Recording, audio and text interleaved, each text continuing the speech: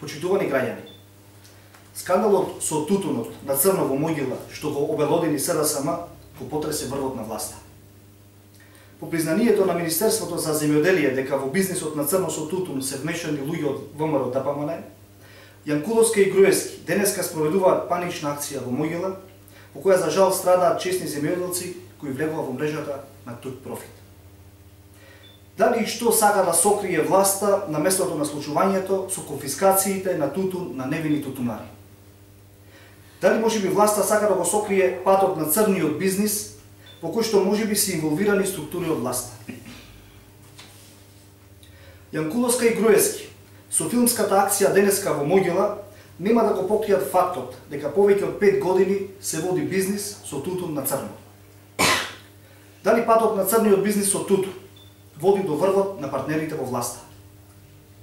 Дали патот на бизнис со тутун во црно е на релација Могила, Арачиново, Косово? За каков бизнис се работи говорат пресметките направени според условите на пазарот. 130 тони суров тутун на црно носат приход од околу 1 милион евра.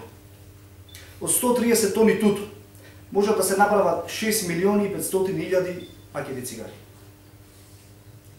Профитот од овој бизнис на црно е околу 5 милиони и 200 илјади евра. Кај кого завршуваат 5 милиони и 200 илјади евра годишно? Сигурно некои земјоделците од Могила. СДСМ ги повикува Јанкуловска и Груевски да не се кријат зад земјоделците, туку да признаат. Дали и со чија помош од врвот на власта, тутунот од Могила преку нелегален пат завршува спакуван во цигари надвор Македонија.